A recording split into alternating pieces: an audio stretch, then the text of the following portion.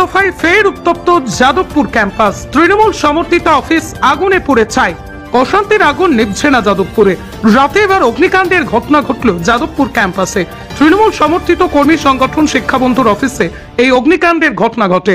অন্যদিকে আহত পড়ুয়াদের দেখতে গিয়ে কেপিসি হাসপাতালে আক্রান্ত হলেন বিশ্ববিদ্যালয়ের ভারপ্রাপ্ত উপাচার্য ভাস্কর গুপ্ত। শনিবার দফায় দফায় উত্তেজনার পর রাতে বিশ্ববিদ্যালয়ের তৃণমূলের শিক্ষাবন্ধু সমিতির কার্যালয়ে আগুন জ্বলিয়ে দেওয়া হয়। নিরাপত্তা রক্ষীদের আগুন নজরে আসতেই খবর দেওয়া হয় দমকলকে। দমকলের একটি ইঞ্জিন এসে আগুন নিয়ন্ত্রণে আনে। যদিও কিভাবে এই অগ্নিকাণ্ডের ঘটনা ঘটল তা জানা যায়নি।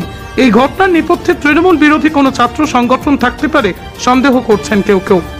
অন্যদিকে যাদবপুরে মন্ত্রীর গাড়ি পড়ুয়াদের পিছিয়ে দেওয়ার চেষ্টা করেছে বলে অভিযোগ তুলে আজ রাজ্য জুড়ে আন্দোলনের ডাক দিয়েছে এসএফআই সহ অন্যান্য বাম ছাত্র সংগঠন।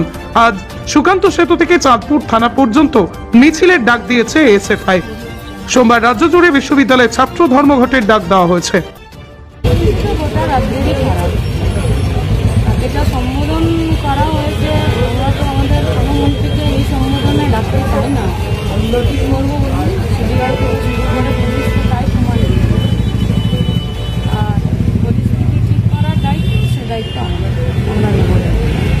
যাদবপুর ইউনিভার্সিটিতে শিক্ষামন্ত্রী অভিযোগ করছেন না, উদ্দেশ্যপ্রণোদিতভাবে এরকম পরিস্থিতি ছাত্রছাত্রীরা তৈরি করছে, সেটা পুলিশ ডাকতে বাধ্য করা হয়। কিন্তু পুলিশ তারা ডাকবেন না, ক্যাম্পাসে তারা অশান্তি চান না, কিন্তু অশান্তি ছাত্র সংগঠন ওর ইচ্ছে হয়েছে বলেছে।